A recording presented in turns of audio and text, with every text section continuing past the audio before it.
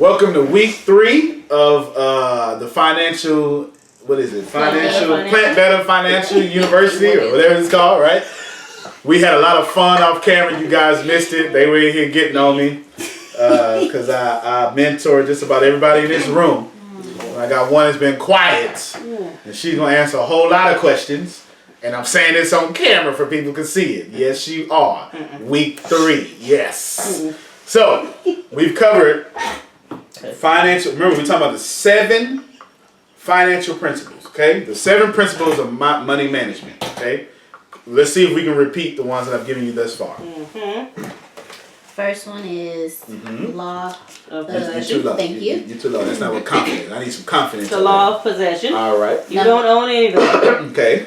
Number 2 is law of allocation. Okay. This world has loaned you what you have. Okay.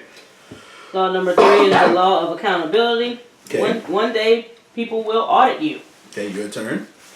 Number 4 is law of utilization. You must use your money wisely. When you don't use it wisely, it leaves. That's right. And law number 5 is the law of motivation. You must move against your fears. All right then. Good. Good. Give yourself a round of applause. That's good. That's good. All right. Now, law number 6. The law of application. This just makes so much sense. Listen, this makes so much sense. What does that mean? If you don't use it, you will lose it. Yes. That's just common sense, right? It's just at this point, I've blessed you with knowledge. You've got it. You're going, ooh, wow, ooh, yeah, that's cool. Ooh. But the human tendency is to leave, push pause, and forget what you just learned. Yeah. Makes sense. So here's what gets me every time that people begin talking, and I'm mentoring, I'm coaching and stuff. They go, I understand. No, you don't. You do not understand. You heard this before. You can't understand. To understand is to do. Now, what's the best way to understand something? Apply it. And so in the way I just said it, do it. Yes. Like math. Yeah. Just like math. Yeah. Do it. Just do it. Do it. Save 10% of your income. Have you done it yet? Everybody in this room is yes. Right? So I can't even say it about it. Yes. Right. Proud. Do it. Do it. Do. Understand it. You don't own anything. And everything else we said, right? Understand these things about the concept of wealth. Because it's coming. Because we're going to come back and we're going to go deeper in this here. But in more practical applications of here's the money, what did I do with it? But you can't, I can teach you, I can give you $1 million. If you don't have this understanding of wealth, you're going to run and give that $1 million back to the people who own the world. The 1% of the nations. Because you get $1 million, with your current mindset, you know you got to look like $1 million. You understand? That's exactly what we're going to do. Here's how it's going to work for you. You're going to pay off your debt. That's what you're going to do first. That's not necessarily a smart thing. We had to get to that in another class. Pay it off. But then when you pay it off, now you gotta go, I have to get into, I have to look like it. When you go buy something else, you just got yourself into more debt. So you only paid off debt to get more debt. You exchange debt. Yes. That's why it doesn't make any sense. And don't forget, you gotta pay tax on $1 million. Now it's $833,033. Yeah, that's about right. That is about right. They're gonna snatch 33% of that, that's for sure. Okay, now watch this here. Then when you spend, you'll pay taxes again. Yes. So for every dollar you spend, I hope you know you're paying taxes. Yes. And if you don't understand wealth and how to put your money in non-tax vehicles, you're just paying taxes every time you spend money. And I don't think you love your government that much. I'm not saying, listen, go America, whatever country you live in, because we're international, right? Love your government. But I don't think you love your government so much to where they keep all your money and you don't. I don't know anybody who loves their government that much. Not a Republican, Democrat. Nobody in Congress.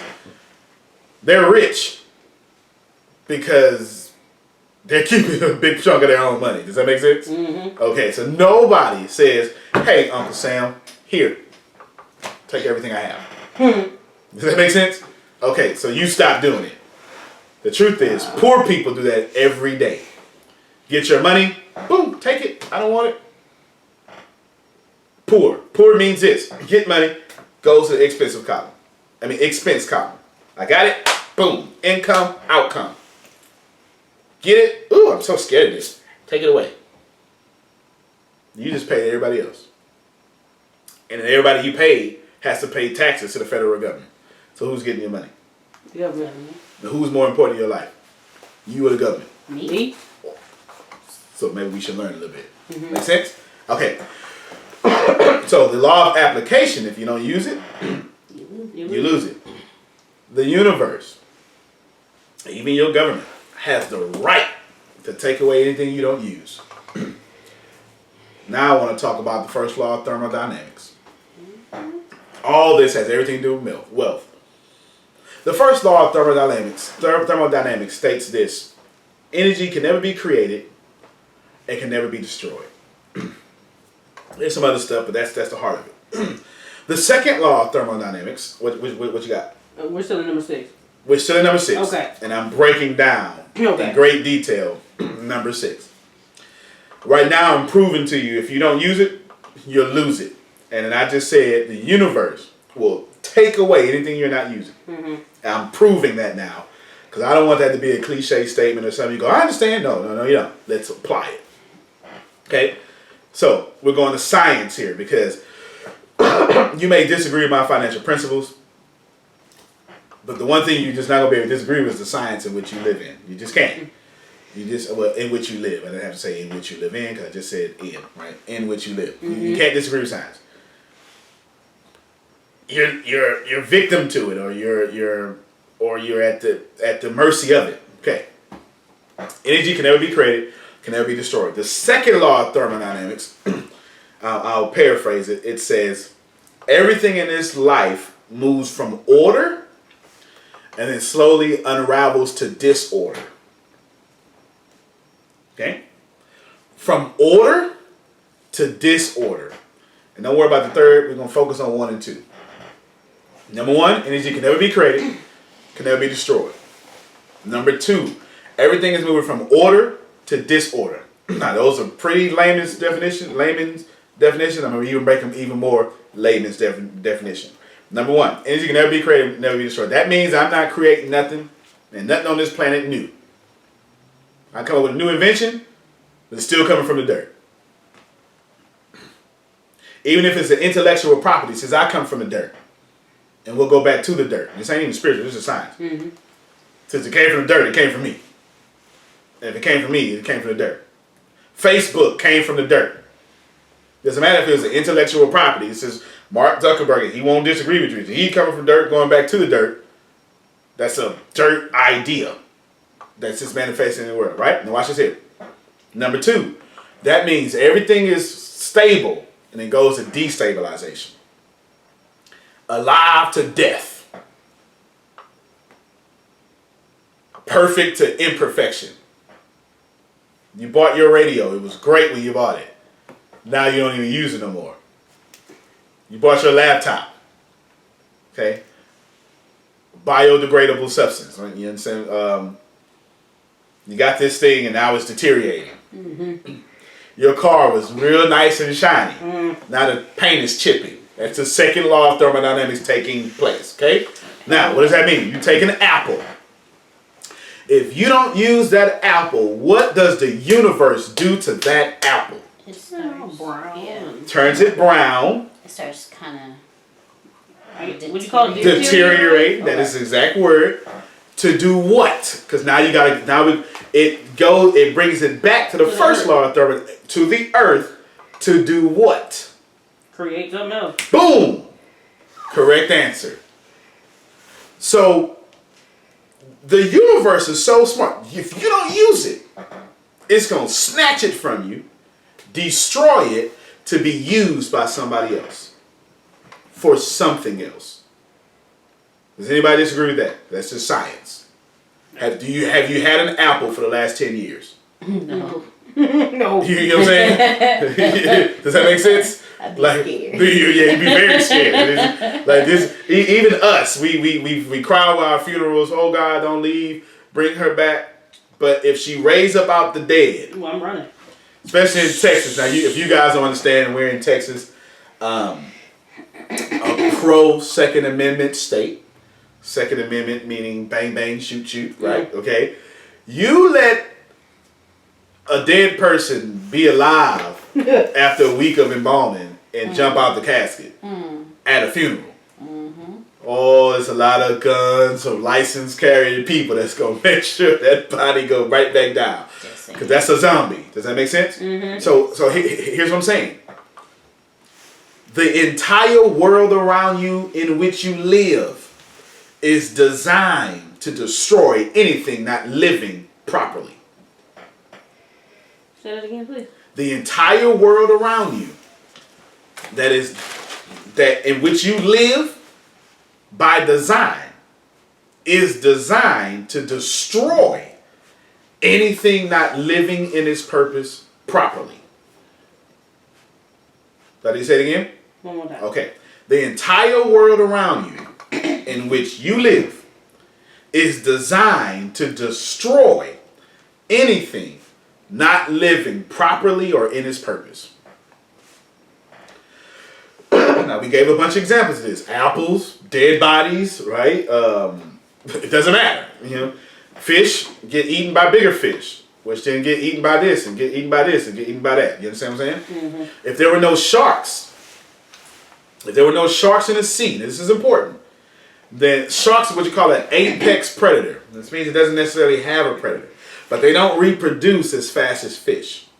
So if you take away sharks, then everything in the sea would die because the fish would overpopulate, giving off too much feces, all waste products, and eating up too much of the other stuff, like the plants and stuff that the other, So you need, everything has its normal regulation.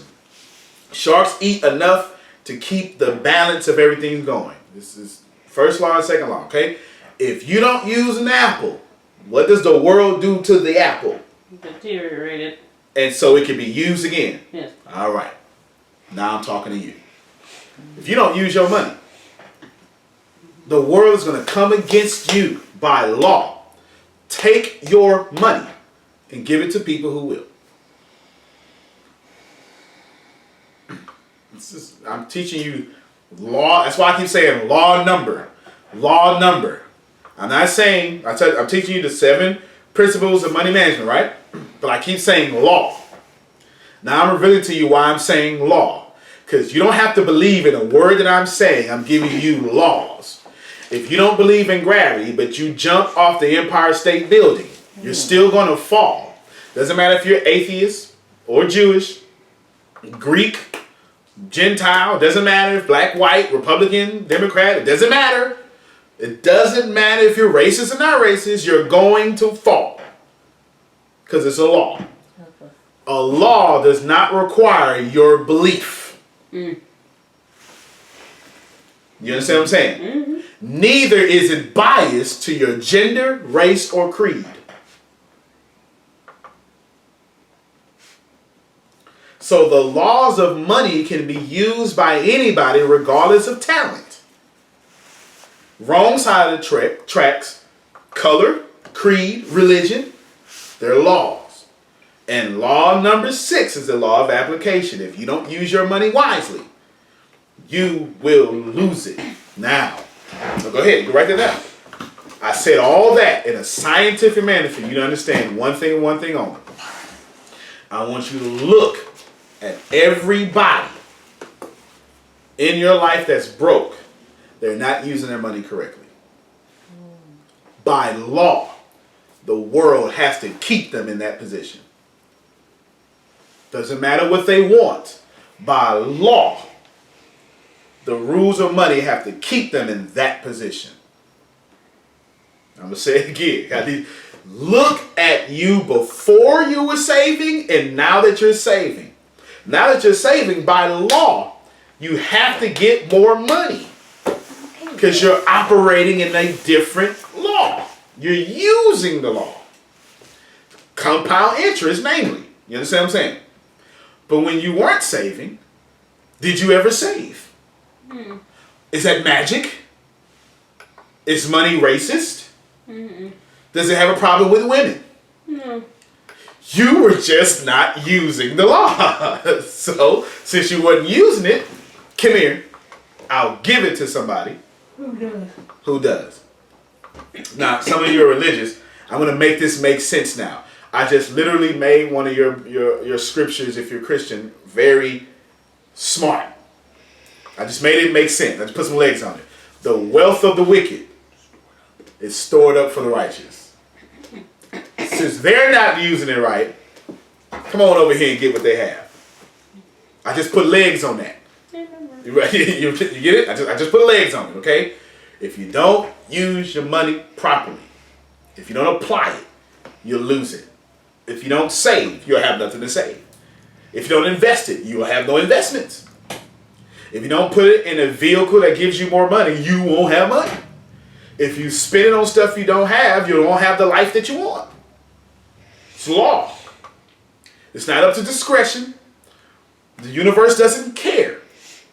Earl Nightingale will tell you, your brain doesn't care what you plant into it. It is going to submissively yield to you what you plant, whether it be prosperity or poison. You plant it, it's coming up.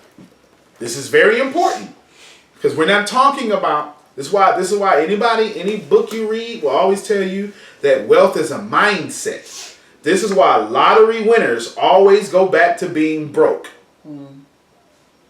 Because they don't apply the laws that keep them in wealth. These are laws. Listen, get in the water and start breathing. The law of hydrogen and oxygen fusing together. Okay? H2O. Yes. Okay? You understand what I'm saying? The law of your lungs. You're going to drown. I don't care. Listen. I don't care how much you prayed this morning. I don't care how much you give and how much you was a good person. I don't care how pretty you are, or how racist you are, or how racist you're not. Get in the water and start breathing and don't have gills. You gonna die. Do we need faith in that? No. If you breathe water, it's a wrap. Make sense? Yes. Yes. That's a law. That's it. So, if you respect the laws of that, why are you not respecting the laws of money? When you plant, well, I'm going to come to this in the subsequent days. When you plant into the ground, the law says seed got to come up. Okay, this is law of money. Got it? Got it. Number 7. Wait. I almost forgot something very important in this. Whenever you need more of something, you must provide a service in that area. Yes, I almost forgot this. I've been excited to get to this point all since we started. Whenever you need more of something, you must provide a service in the area in which you lack. Oh man, this is where we about to get hard. Let me tell you the easiest way to understand what you being broke means. When you are broke, it means you're no longer providing a service. Write that down. When you are broke, it means you're no longer providing a service. I'll say it in a different way. Write this one down too. Okay, I'll repeat what I just said. When you are broke, that means you're no longer providing a service. Now, say it this way. You're broke because you have no value. Yeah, you don't like that.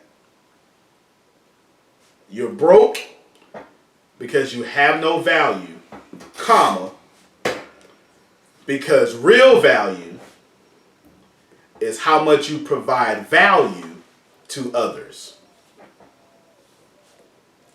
Woo, it's getting rough up in here. Well, I'm not broke anymore, so. No, you're not broke anymore. Aren't you providing a great service? Yes. If you want $1 billion, you need to go serve 1 billion people. Tell me what I said. You're broke because you have no value. Right. Because real value is. Real value is when you provide value to others. How much you provide? How much you provide to others. Now, I'm not trying to say you have no value. I'm saying all of us are valuable. But when we stop providing value to others, we become valueless. That's what I'm saying. I watch broke people complain all the time. But I understand the law. If you're broke, it's because you're providing no service. Literally, if you want $1 million, you need to go serve 1 million people. These are facts. Erin Nightingale says, I say this in one of the other days, none of us make money. Only people who make money are the people in the mint. The rest of us have to create money. You cannot create when you're not doing anything.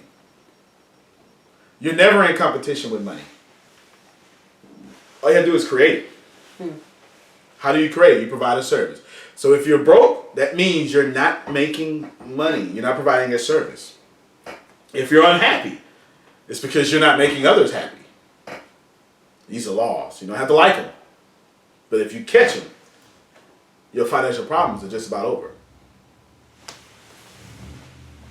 Make sense? In order for you to make money, you have to provide a service. Here's another thing that Earl Nightingale will tell you.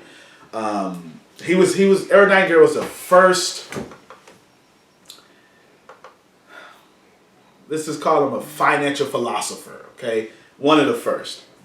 That's why I keep quoting him. And I'll quote Napoleon Hill a little bit, I'm sure. Here's what you need to understand.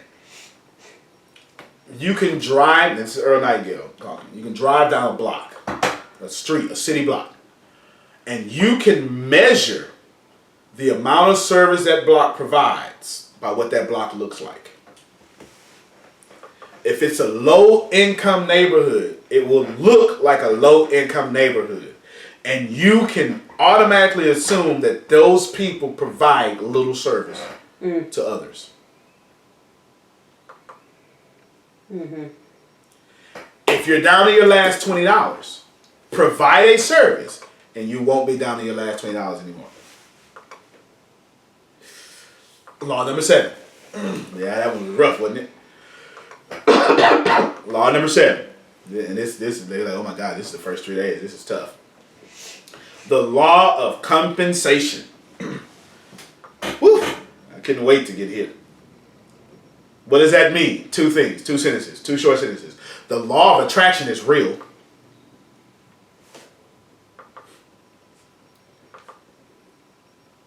Newton's third law of motion is real. I want to cover both of them.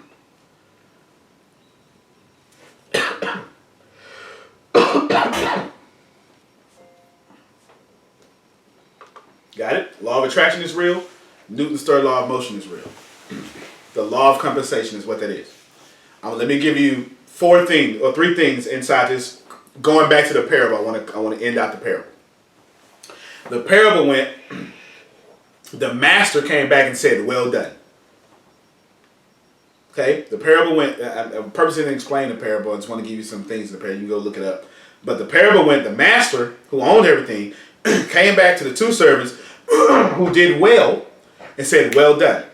And when you get a well done, you get promoted. Don't miss that. Okay? Some of you are trying to get promoted on your job because you've been there.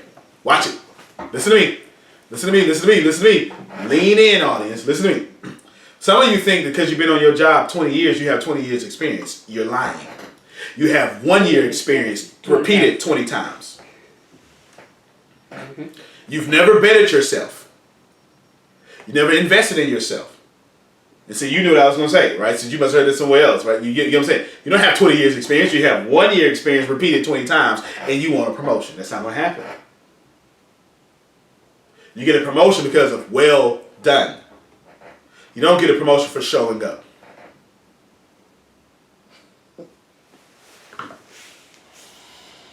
You understand what I'm saying? You want more out of this world, you have to do your job, and then do over the job. That's what promotion means. Promotion means you operate up here. Let me elevate your income to where you operate. That's exactly what you're doing. Right? That's exactly what I'm doing at my current job. That's why I got promoted. You get it? Well, she started off as an intern and just gave her a full-time position, right? Here's the deal. You operate here. Ooh, I see. The standard is here. So is your pay. Let me meet you where you are. Promotion. Well done equals the promotion. Make sense? Now watch it. The master also says, now come and celebrate in my happiness. Okay, does that make sense? Now watch this here. So I want to tell you 3 things about this here before I get to the law of attraction and Newton's third law. Well done equals promotion. Then that equals celebration. The reason why your tax bracket gets to change and your circle of friends get to change is because when I see you doing well and I promote you, I'm promoting you to my level of gifts. You cannot be promoted and keep the same circle you have. In truth, you can't even make money and keep the same circle you have. Not if it's wealth. These financial principles right now are getting ready to disrupt some of your friendships if you follow them. You can't, if you're broke, that means all your friends are broke. And the person you're sleeping with is broke. And you can't get wealth and then not violate their broke belief system.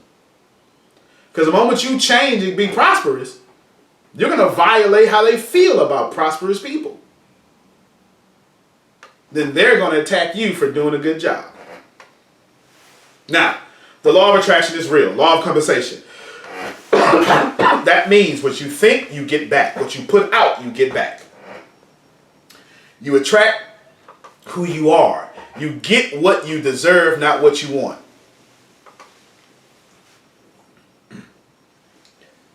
You get what you deserve, not what you want. In wealth, you're going to get the wealth you deserve, not the wealth you want. In life, you're going to get what you deserve, not what you want. We all want to lose weight. We ain't getting it. Half of you want $1 million, but you're not getting it because you don't deserve it. Because your inner you is not a millionaire.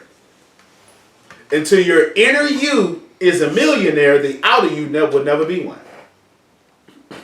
You can't be a millionaire with poverty thinking. Neither can you be a millionaire with poverty friends.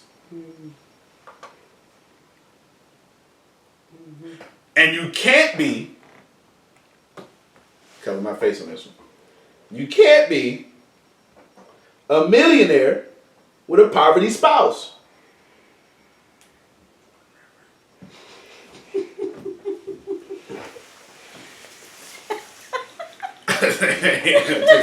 just, you know what I'm saying? I'm just trying to tell you. This is why you don't have to like that. This is why rich people are very conscious of who they marry. Okay? This, right? Whew. Got it? All right. Law of attraction is real. You don't get what you want. You get who you are. Like attracts like. The reason you have so much drama because you're drama. You're a walking drama. Wait. Like attracts like. Not walking drama. You're drama and you just happen to be wrapped in flesh and your name is Tamika. Okay? But you're drama. Okay? Listen. You get what you are. You know what I'm saying? Like is like. If you're broke, it's because you're broke. You're only attracting broke people in broke situations, having broke conversations with broke breakthroughs. You can only get what you like attracts like. If you're in network marketing and it can't work, it's because you don't work. You are the kind of person that runs people around and gives them fake answers. So that's why you're only getting a bunch of leads that don't ever answer your phone calls. Because that's who you are. Law of attraction is real, whether you want to believe it or not. It's real. Now, Newton's third law of motion. Be very afraid of Newton's third law of motion. What does Newton's third law of motion say? Is it equal opposite? Yes, every action Yes. has an opposite and equal reaction. Hold on. That's Newton's third law of motion. Of course, I know them all. I like science. Okay, what was that again? Newton's third law of motion is every action has an opposite and equal reaction. And just for fun, I'm going to give you number 3. I'm going to give you the first law of motion too. We'll skip the second one. I'm going to end on the first law of motion. And I'm going to tell you why you guys are suffering with Newton's first law of motion. So here's what I'm going to do. I'm going to give you a challenge, and I'm going to give you closing thoughts on Newton's first law of motion. So I can hurry up and say, thank you for coming out, God bless you, good night, without you cussing me out, okay? All right. Newton's third law of motion. Every action has an opposite and equal reaction. You ever tried to run and jump into a pool onto a floaty? Like, you know, it was floating and you try to run and stand on it? Well, the reason why it went that way real fast is because your motion kicked it that way and your body went that way. Every action.